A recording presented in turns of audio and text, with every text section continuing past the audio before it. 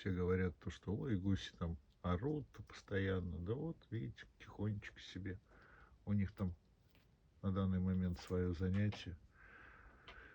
Чем больше появляется земли, соответственно, там какие-то корешки можно искать там и прочее. Ну, Федя-то он постоянно что-то разговаривает. То ли он призывает, то ли он обозначает то, что он на этом месте. Тут должны все возле Феди кучковаться, я не знаю.